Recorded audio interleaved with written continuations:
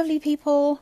I just wanted to do a quick rundown of a little kind of collective haul. All of these have been from eBay, some of them partial bottles, some of them were either testers or new or, you know, that kind of thing. So I'm just going to start with this little guy. This is Cabotine Gres Green Summer. So this is a flanker that you can't get anymore. I just saw it for a steal and I thought, oh, let's try this one. It's generally got quite positive reviews, as a lot of the Cabatines have. Let me just show you the box actually, because this is one that was actually unopened. So this one was brand new. So this is the box. Cabatine Green Summer. She's got kind of a cool box, as you can see. So this particular perfume, I have to say, is not one that I'm keen on. I thought the notes looked kind of interesting. It was reviewed really well, but personally I find it a little bit woody, a little bit sour. Yeah, a little bit dry. I'm not keen on what is happening here with the woods, and probably the jasmine is irritating me as well here. But okay, let's take a look.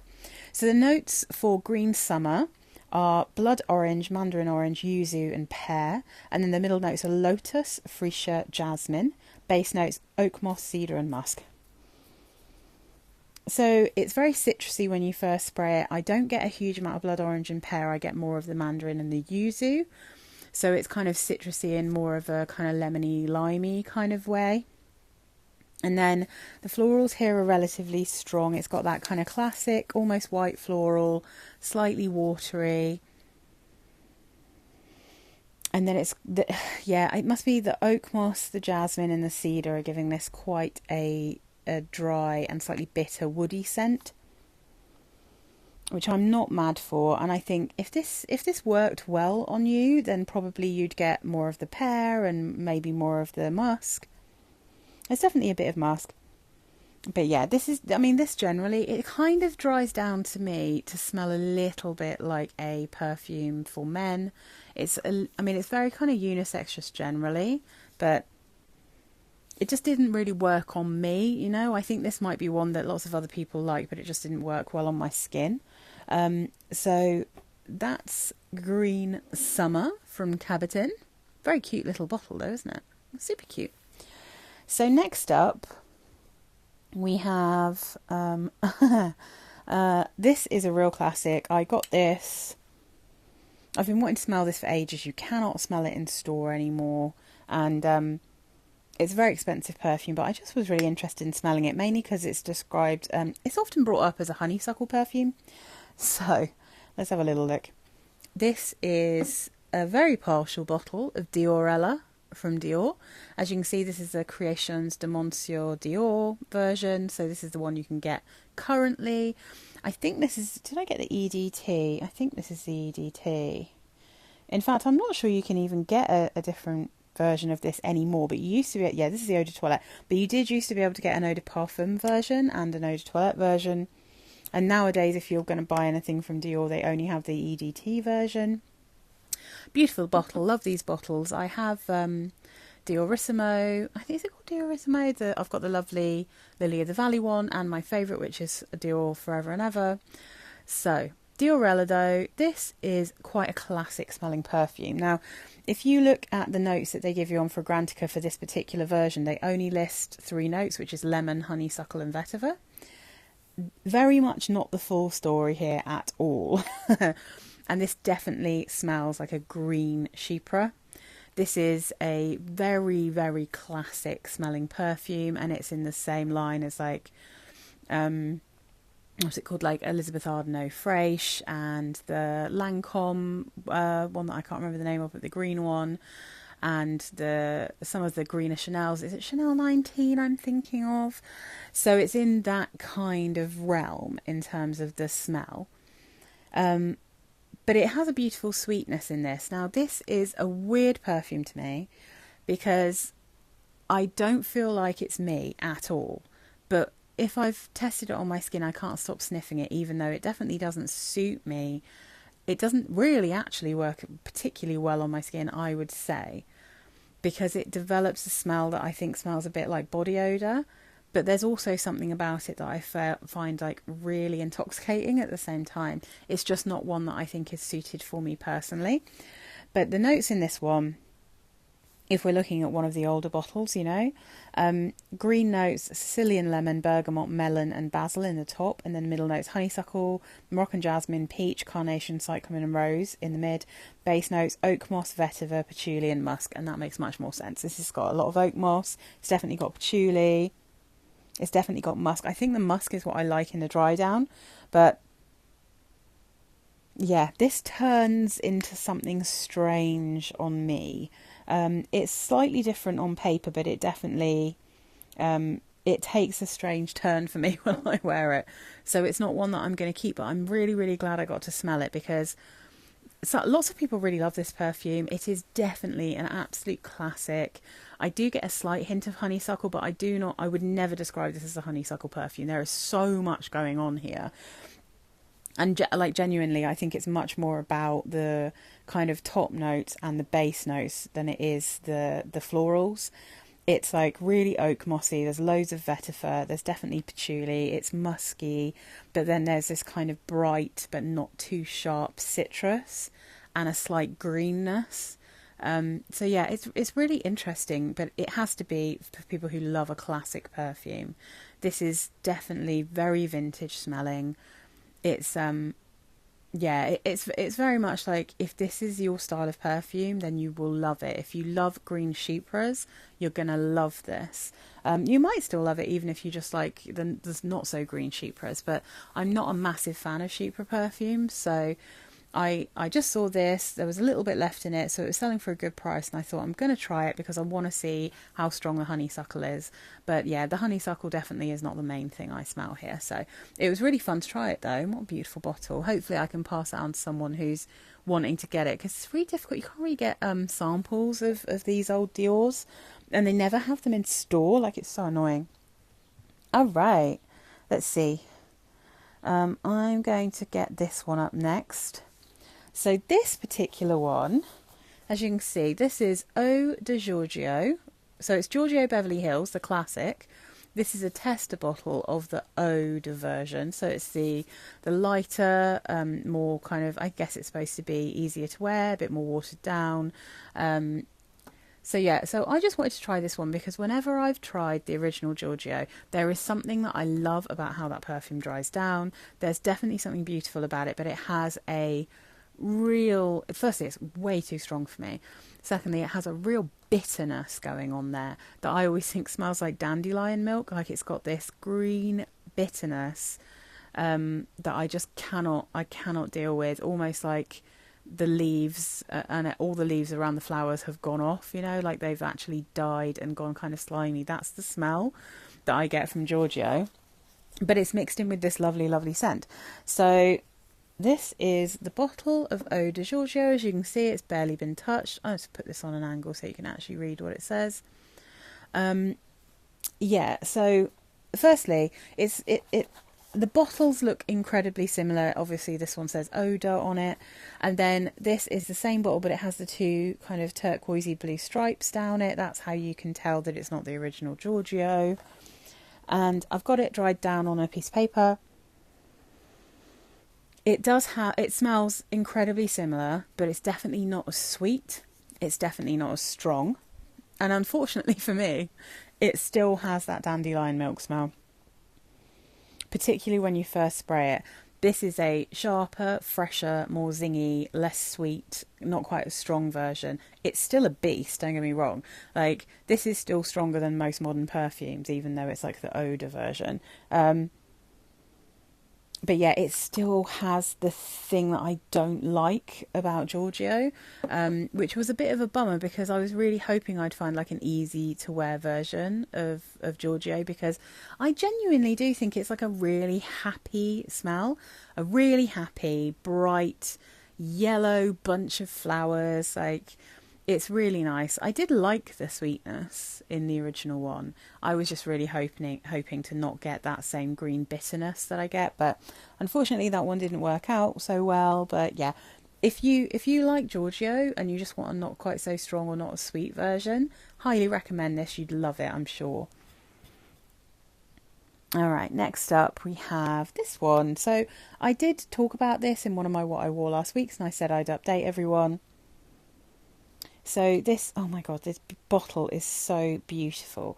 This is Lalique, and it's just called Lalique. So it's by Lalique, it's called Lalique.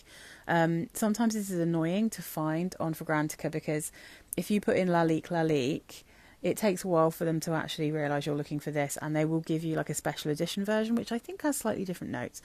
So, gorgeous, beautiful, stunning Lalique bottle. Beautiful colour of liquid, I think. It's got this really pretty kind of golden but slightly pink liquid, which I think is beautiful. Again, just so you can actually see what this says. Just make sure that's all looking good. So, this has notes of jasmine, iris, rose and cloves in the top. The middle note is pear, blackberry and cassis. The base notes are sandalwood, white musk and vanilla. This is a absolute beast as well. This is incredibly strong. This one smells kind of like it's from the 80s. It's not quite as classic 80s as Giorgio, but maybe like late 80s, early 90s. And then this one's been compared to Burberry London. Burberry London, I think, smells slightly more modern than this, but they are kind of similar in that they are like syrupy, sweet florals. I have Burberry London. That one is like edging towards a kind of slightly vintage floral that is almost a bit much for me, but it's kind of honeysuckle. It's quite dominant in honeysuckle, which is why I really like that one. This one is definitely more dominant in jasmine. So if you are sensitive and you get headaches from perfumes, this is probably not going to be the one for you. It is very, very pretty. Definitely, like, there's a tiny bit of iris and rose, but I don't think that you can get kind of a sense that it's not just jasmine, but it is predominantly jasmine. And then you have a very, very syrupy fruitiness going on here, a sweetness. This is definitely mainly floral, but you can definitely notice there's a blackberry in this. And you can get some warmth from those cloves. You've got a nice sandalwood, a nice musk and a nice vanilla. But yeah, the jasmine is quite strong in this. The perfume's strong. You only need to put on a tiny bit and you can really smell it. It lasts for ages. It's an incredibly good value perfume if you like white florals and you like sweet white florals. Personally, this one's not really for me. I have tried it and there is definitely something I like about it, but this one compared to Burberry London I just find a little bit sickly, and it is mainly because I do struggle quite a lot with jasmine, but I wanted to try this one because Burberry London is voted often as having jasmine as the strongest note, but to me that one smells more like honeysuckle, especially when you first spray it. When it dries down it's more of a bouquet of lots of different flowers, but this one was also voted jasmine, but because it's compared I thought I'll try it. I'll see whether the rose and iris can kind of balance out the jasmine. But the jasmine's very, very strong to me, and this is quite syrupy sweet, and I think I'd love this on other people, but it's another one like the Diorella that just doesn't feel like it's me. It doesn't feel like it's my kind of perfume. It doesn't feel like my personality. But if I smelt this on someone else, I would think they smelt so classy and beautiful and slightly vintage, like super pretty. It's not like vintage in that kind of chic press style. It's just got you can tell this wasn't made in the last kind of, 10 years, even 20 years maybe. Yeah, but it's definitely pretty. I've got it on my skin at the moment because I wanted to be able to talk about it, because although I'm not actually going to keep this one, I do genuinely think it is so, so pretty. So yeah, an interesting one though. I definitely recommend it. And then this last one, I was so surprised about this perfume. Let me just spray this one out real quick. Okay. Ooh, okay. Yeah, oh my gosh, yes, absolutely. Right, this is a Chopard perfume. I was mainly if I'm being honest, I really wanted the one of the flankers of this that has nougat in it. It's like a rose and nougat perfume, but you can't really get it. But I saw this one for a steal. This is a Chopard perfume. This one is called Happy Spirit Chopard. And it's I mean, smelling it now that I've sprayed it, it's not a million miles away in kind of tone and general feel. And more like a texture to this, in that it's quite sweet, syrupy floral. It's got like, it's kind of a tacky bottle, but also kind of fun. If you can see, it's kind of fun. So let's just put that one there. I'm not sure that I'm going to put it like that for now, so you can actually see the juice in it. So this has really confused me. This is another one I bought because of honeysuckle. You might have noticed that I was trying to find honeysuckle perfumes. This one has, it's fascinating. It's genuinely fascinating. Okay, the notes listed are raspberry and bitter orange in the top, middle notes honeysuckle and osmanthus, base notes cashmere wood, amber and musk. But I don't know how, but this smells like Libre. It smells like Yves Saint Laurent Libre. Genuinely. It has a slightly head-splitting opening, as I do think the original Libre does. There is a slight fruitiness, but somehow, despite not having orange blossom and jasmine, this smells like orange blossom and jasmine. It smells, it's got that woodiness, it's got a muskiness, it's got a soapiness, with just a slight creaminess, and then that little hint of fruit.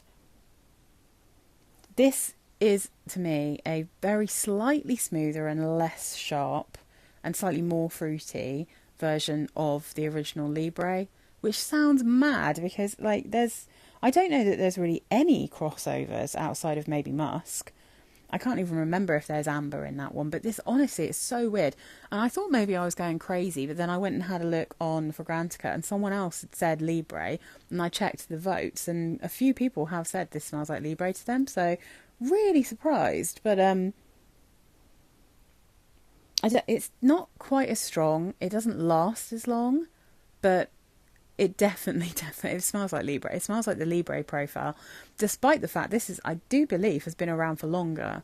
This is not the first perfume I've come across that reminds me a little bit of Libre, which is really interesting. But this is the first completely non-Libre perfume, the non-dupe perfume, that really almost smells like the same perfume to me. It's really interesting. Now, I don't actually have Libre. I only have a little La Rive dupe, like a tiny La Rive dupe of it. But this one's quite pretty. I don't love it, but then I don't love Libre. So yeah, this does not at all smell like I expected. It doesn't at all smell like honeysuckle. I'm not really getting much in the way of osmanthus. It's almost like the top notes and the base notes are there, but if you put in some of the kind of more Libre notes into the centre, if you've got jasmine and orange blossom, and then this is the scent that you'll get. So yeah, it's just really, really unusual. I was so surprised by it. But at the same time, if you want an affordable version of Libre and you can get this one for a good price, then maybe that is the answer. Maybe you can just get a little Chopard Happy. But yeah, so anyway, these were my eBay purchases. I've actually bought loads of stuff from eBay, but you will have seen the stuff already. Most of the things that I bought and I like and I want to keep in my collection. These are the little guys that I've had a lot of fun testing, but I don't think I'm going to keep. So thank you very much for watching. If you like my videos, please do consider subscribing, and let me know if any of you guys have these, how you feel about them, and I will see you soon. Bye guys.